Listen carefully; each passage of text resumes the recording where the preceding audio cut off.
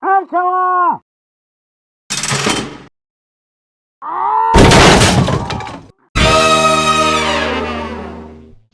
What's up, everybody out there in YouTube land? Brass 2501 here. Okay, guys, so I have stuff to show today, but not much, and to tell, but not, no headphones, as you can see. Yeah. So, happy Father's Day to all you fathers out there, and to anybody on my audience who's a dad, or might become a dad soon. Congratulations. I likely will never become a father, so... Though that doesn't mean I don't have some experience. I practically raised two of my nieces from when they were babies. So I think I have a little bit of experience what it's like to be a dad. But I'm not here about that. I'm here to talk about my dad. Okay, so you see some of the pictures here. These are some of the pictures there of my dad. And some of them a lot of them are with my mom because, they were very inseparable. To this day, he calls her his soulmate, right? So, my dad, he had a hard life. I think about some of the things he's been through, and it's just, the kind of person he became. It's like incredible. My dad was born to poor parents. My grandma and grandpa. My grandpa was a veteran of the Second World War. They grew up poor on a farm. They were basically workers on a farm. And my dad at the time, he grew up as what we call a wild child. Basically, they would basically walk for miles everywhere. Because back then you didn't have to worry about some creep going after kids every 30 feet, or 10 feet if you live in California. Basically, that's why kids can't go anywhere anymore.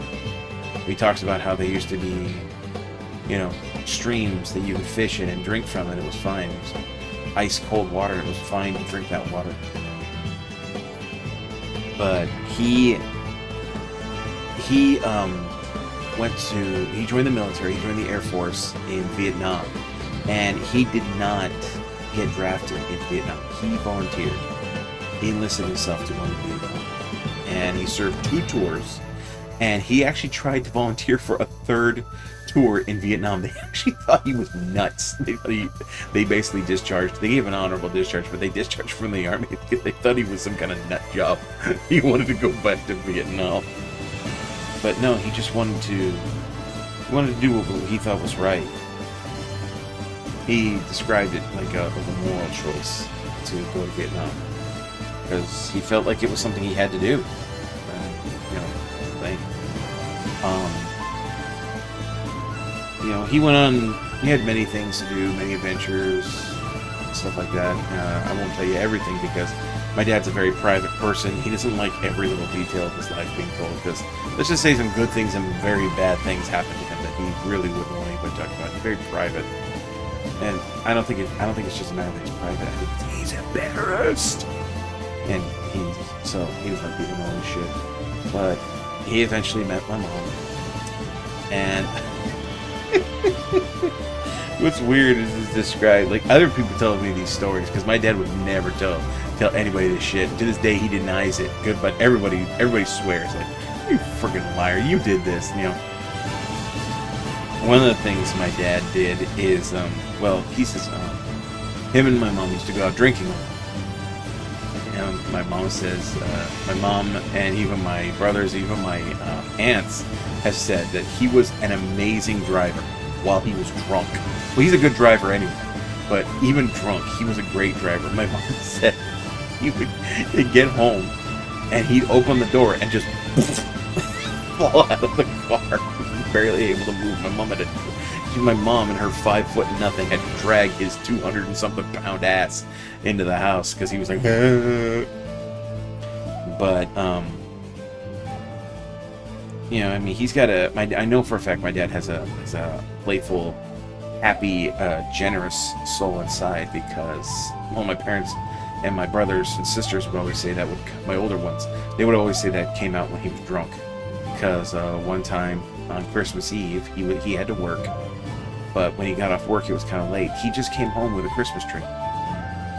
It was a fake Christmas tree, of course, and it was already decorated. He got it at some store, he said. He doesn't remember where, but he went out drinking, kind of got drunk, and he decided to just he bought a Christmas tree for the family. You know, just out of nowhere. He just bought a Christmas tree for the family. So, my dad he's also the kind of guy, he does not like what you would call suffer fools well. For example, he worked several places doing all kinds of things, but he really hit his stride with technology. And he worked at a place that did a lot of government contracts. He said it used to be called Hoffman, and then it was called Gould, and then it was called Navcom. It was a big place that did a lot of, like, you know, high-end technology contract with the government. And they got a union moved in, or got a lot of people to sign in for the union, and they were striking. And my dad, he refuses to join unions. I don't blame him. I mean, unions served their purpose before, but now they're like mafia, and they take a chunk of your money every month. Anyway, so they were picketing in front of the building's part of the parking lot of the company, you know. And my dad goes to drive in. He goes to drive in the morning. I got this from one of his friends who picketed because he joined the union, but he did it because he had to, because the union said he had to. But he goes to drive in the driveway, and a lot of people got out of the way, but some of the people didn't. They were trying to stop people from going in to the companies, going into work. And my dad, he just went, Nyom. He didn't even slow down. The guy had to dive out of the way because my dad, he didn't speed up. It's not like he was gunning for the guy. He just wasn't going to slow down. He wasn't going to slow down for this. I mean, he, to my dad, you know, you're not supposed to be there. Cars come through there. You're not supposed to be there. Don't be a dipshit. Don't get in my way. I will run you over. And that's what they told the guy. They told him, yeah, don't get in his way. He'll run your ass over. You know, like, you ever see those videos? You got those protesters or something like that who decide to block off the street in the middle of the street because they're standing there, you know, and then cars stop and they honk and they just sit there as the car people surround them and start hitting the cars. No, my dad would do that. He'd drive at the speed limit, but he wouldn't stop. He would just keep going, and these people were like, ah! And I guarantee you, if my dad encountered one of those protesters, one of those protests, he'd run a lot of people over. It's not that he would speed through them. He wouldn't aim for them. He'd just obey the rules of the road, and he's not going to slow down. He does not suffer fools, as one would say. Unfortunately, this has a pretty real negative effect, you know, on, well, all of us kids, because my dad has a tendency that, you know, there are things he thinks you should know. He didn't teach us these things. He never taught us these things. But he just believes that you should know them. So if you didn't know them and couldn't do them perfectly on the first try, he would get pissed. So basically, like, you were an idiot, you know. But my dad has a weird. My dad, it's like he forget like he has like a. Some people would say he has a foot in 2 centuries. No, he has like beyond that, because on one side he loves technology. I mean, he got really into computers. He invented new technology while he was working at Navcom, but because he invented it under their payroll, they own it. But he invented stuff like, you know, new kinds of testers and scanners and stuff like that. He invented these things. He just thought of them. He invented them. You know, and so on that side. But on the other hand, he also wants to live like he has this mentality like it's the 1850s. Not the 1950s, the 1850s. You know, like, you know, when people would be homestead and stuff, and men had no emotions whatsoever. You know, ever. You know, that kind of thing. You know, people call it toxic masculinity, but back then it was just homesteading. But see, that's the thing. He's got like he's like spread across, like he's got a foot in 2 centuries, or 2 millenniums actually. And he's got 1 century. I speak English, I swear to God. He has 1 century in the middle because he's into new technology, but at the same time he wants to like be a homesteader. Even to this day, as old as he is, he watches old westerns and stuff like that, and he thinks like, oh yeah, I want to do that. I want to go out and live on a farm. Like, you don't remember how horrible that was?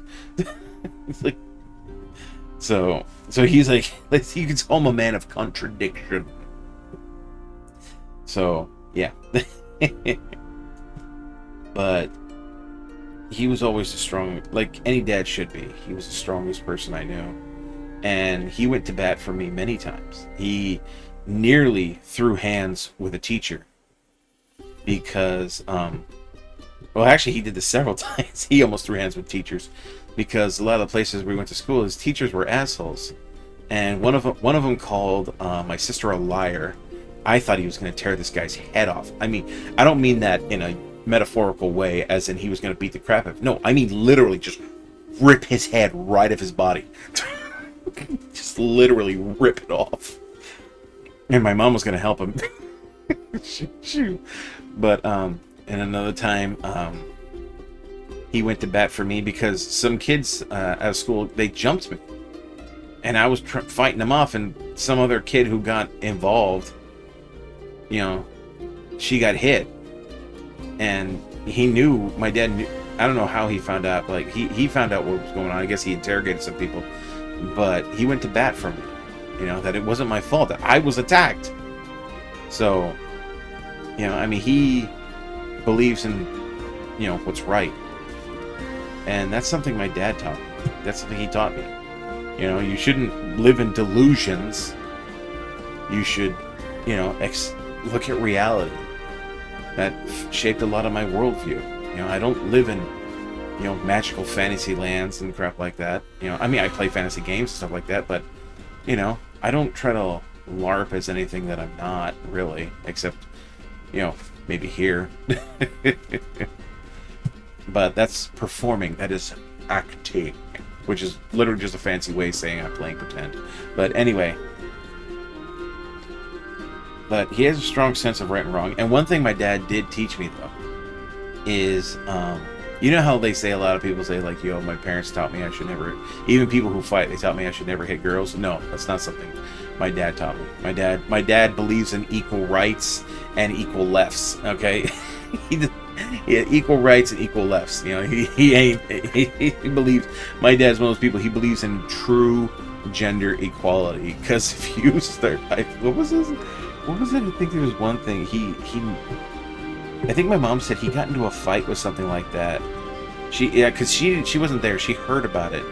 And he got into a fight, and the guy's girlfriend come over, and she tried to, like, attack him or something like that. And as I understand it, he laid her ass out. Like, he didn't, like, push her or shove her. No, he, boom, laid her ass out. So, there you go. That's where my sense of equality comes from. It's from my dad. He believes in true equality. But, I mean, I've known him, like, I've known him, not just like the fantasy that a kid has for his dad, but I know him. I know what he's like. You know, I know when he's hurting. I mean, I know when he's stressed. I mean, we had problems, like, for the family and stuff like that, even before what happened with mom. And he was always trying hard. He never gave up. You know, one time we almost got a job. The two of us were actually applying for 2 different jobs at a casino.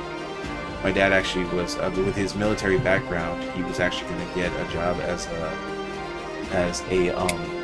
security guard, a part of security, somewhere in security. And I was getting, I forget what job I was applying for. I forget what it was, but it was something with bookkeeping.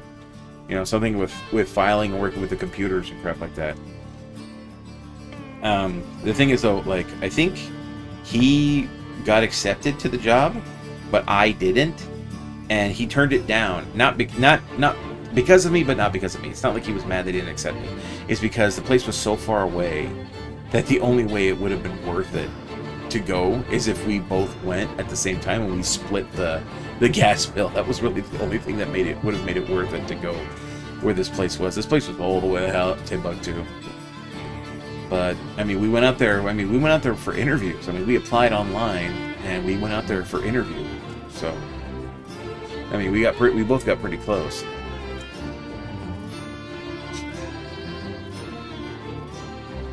But that's the thing. It's like dads just they try hard. You know, I mean, my dad, he always tries, even now, as old as he is, and he is very old, very very old. And he was what was it like? Part of the whole "does not suffer fools" thing is like, I wouldn't call him racist because he pretty much hates everybody equally, but but my dad, he could, trust me, he could hit you with racial slurs that you've never even heard of, okay? They're so old. Like, he knows the old magics. he could insult you with this, and you know he's being rude, but you have no idea on what level he's being rude. And he, believe it or not, he knows this. He's very well aware of this. And he takes great pride in it.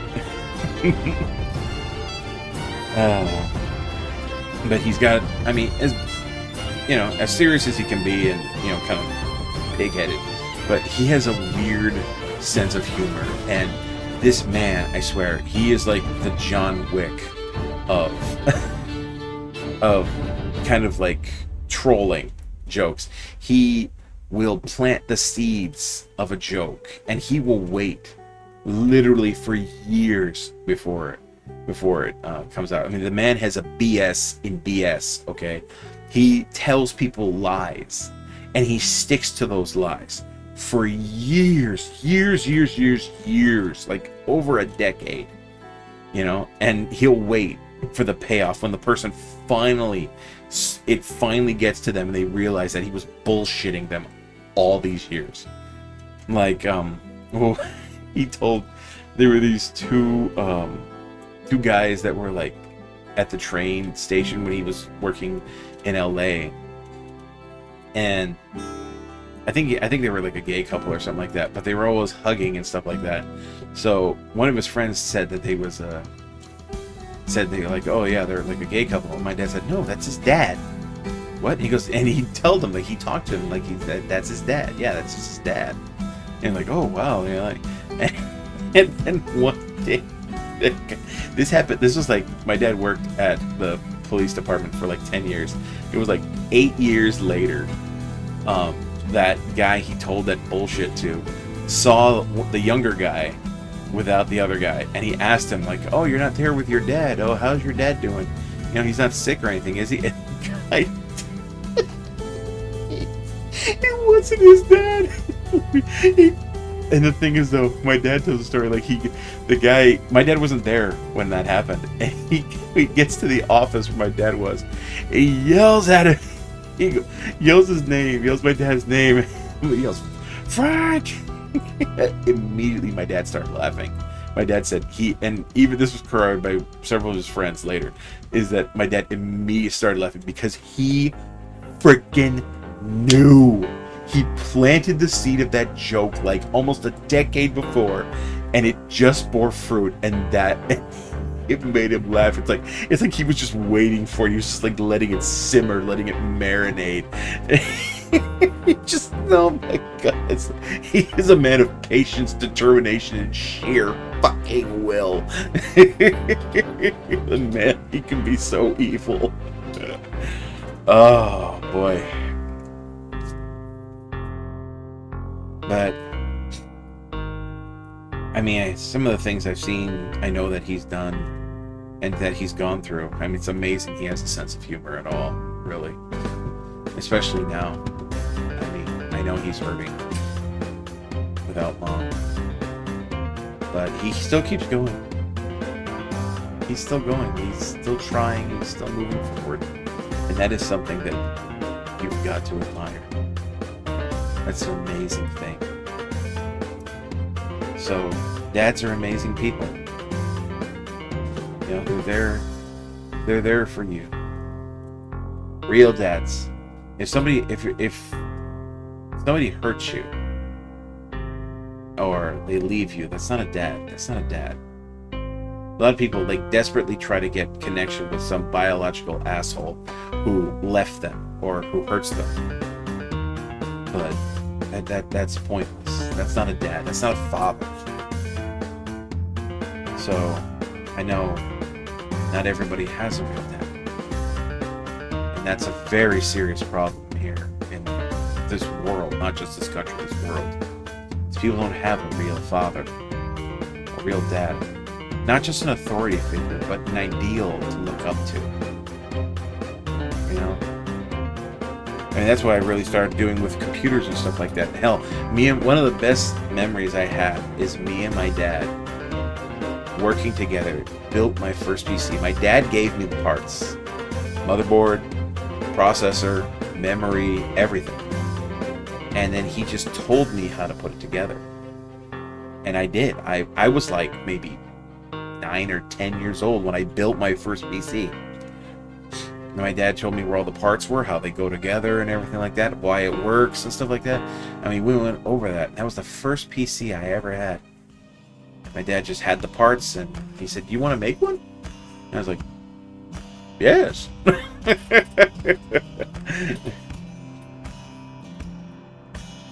So he's taught me a lot. And he's been there for me. When I had the hypertension thing and I was in the ICU, my blood pressure was out of control, he stayed with me all night. He sat by my bed all night to see if my body was going to tear itself apart. You know? So, I mean, sometimes it's not like we have a rosy relationship. I've been thought many horrible things, I've said horrible things to him, but I know ultimately he does love me. And when it really comes down to it, he'll be there for me. And he's been there for a lot of his kids. A lot of his kids who like basically abandoned him and stuff like that, but they've come to him for help. And he's there to help. I mean, he doesn't do it happily, you know. He's like, "Oh, you're gonna come to me, you want something." I mean, he'll bitch about it, and he reserves that right. He reserves the right to bitch. But but he's there. He's always been there. And there's been a lot of fights, a lot of, you know, bad things that have happened both ways. Many ways. There were times when I thought Mom should just leave him. A lot of times I thought that. But I was a kid. I was stupid. You know, I was looking at it from a kid's perspective. You know, my mom said, you know, when something isn't right, you fix it. You know, just throw it away. And that's what she was always doing. You know? I mean, she knew how to handle him, my dad. You know, sometimes he had to be handled, distracted. She wanted to calm down, fix him a big heavy meal, you know, get some peace out of it. Just give him, you know, as long as he, you know, she kept him calm. She basically kept him fed, well fed. Me too. So, you know, she knew how to handle. Now I'm stuck with him. I just turn him toward the light and water him twice a week. So, anyway, though. So, remember your dads. Think about your dad, and don't take him for granted. Don't take any of your parents for granted. For those of you who, you know, have your parents. I know not everybody has a dad. Not everybody has a mom. My mom's just not here right now, but some people don't have parents at all. That is a very, very difficult life to live with. So having my parents, I know I'm blessed. Even though I don't always think it and I don't always appreciate it. Ultimately, I know I am blessed. And I can't imagine having a different dad.